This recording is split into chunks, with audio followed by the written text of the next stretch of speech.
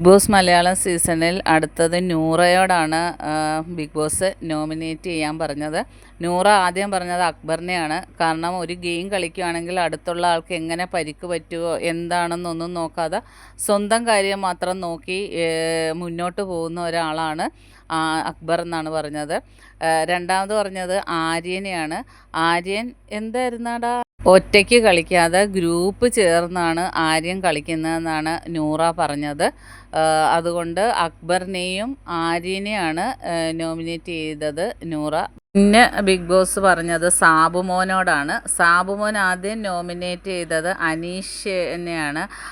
അനീഷ് ഏട്ടൻ whipping card എടുത്ത് കളിക്കുന്നുണ്ട്, കള്ളത്തരത്തിലൂടെ കളിക്കുന്നുണ്ട്, ജനങ്ങളെ തെറ്റിദ്ധരിച്ച് കളിക്കുന്നുണ്ട്, ഇല്ലാത്ത പ്രശ്നങ്ങൾ ഹൗസിലുണ്ടാക്കി ഓരോ കണ്ടൻറ് ഒപ്പിക്കുകയാണ് അനീഷേട്ടൻ. വെറും കള്ളത്തരമാണ് അനീഷേട്ടൻ്റെ കയ്യിലിരിക്കുന്നത് എന്നൊക്കെയാണ് അനീഷിനെ കുറിച്ച് പറഞ്ഞത്. പിന്നെ നെവിനെ കുറിച്ചാണ്. നെവിൻ ഗ്രൂപ്പ് ചേർന്നാണ് കളിക്കുന്നത്. എന്നിട്ട് സാബുമോനോട് പറയും ഒറ്റയ്ക്ക് കളിക്കാൻ അറിയത്തില്ലെന്ന്. പക്ഷേ നെവിൻ ഇതുവരെ ഒറ്റയ്ക്ക് കളിച്ചിട്ടില്ല. അക്ബറിനെ പേടിയാണെന്ന് തോന്നുന്നു. അപ്പോൾ അക്ബറിൻ്റെ കൂടെ ചേർന്ന് അക്ബർ പറയുന്നത് പോലാണ് നെവിൻ കളിക്കുന്നതെന്നാണ് പറയുന്നത്. അങ്ങനെ 2 പേരെയാണ് സാബുമോൻ നോമിനേറ്റ് ചെയ്തത്, അക്ബറിനെയും നെവിനെയും. അടുത്തത് ആദിലയാണ് ബിഗ് ബോസ് പറഞ്ഞത് നോമിനേഷൻ ചെയ്യാൻ.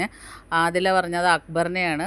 അക്ബർ മറ്റുള്ളവരുടെ ഹെൽത്തൊന്നും നോക്കാതെ ഗെയിം കളിക്കും, സ്വന്തം കാര്യം നോക്കി. പിന്നെന്തുവാ, ഓക്സിജൻ പോലാണ് ഗ്രൂപ്പ്. ഓക്സിജൻ കിട്ടിയില്ലെങ്കിൽ ചത്തു പോണ പോലാണ്. അക്ബറിന് ഗ്രൂപ്പ് ഇല്ലെങ്കിൽ അക്ബർ ഇല്ല എന്നാണ് പറയുന്നത്.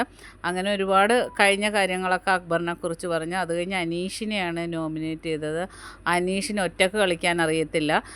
പുള്ളി മറ്റുള്ളവരെ പേരിൽ ഓരോ കണ്ടൻറ് ഉണ്ടാക്കുവാണ്. പുള്ളി ഗെയിം പഠിച്ചിട്ട് വന്ന ഒരാളാണ്. അതുകൊണ്ട് എങ്ങനെ ഒരാളെ ഇത് ചെയ്യണം, വേദനിപ്പിക്കണം, ഒരാളുടെ നേരെ എങ്ങനെ പ്രയോഗിച്ചൊരു കണ്ടൻറ് ഉണ്ടാക്കണമെന്നൊക്കെ അനീഷിനറിയാം. അങ്ങനെ അനീഷിനെ അക്ബറിനെയാണ് ആദില നോമിനേറ്റ് ചെയ്തത്. ബാക്കി അപ്ഡേറ്റുമായിട്ട് വീണ്ടും കാണാം. എൻ്റെ ചാനലൊന്ന് സബ്സ്ക്രൈബ് ചെയ്യണം.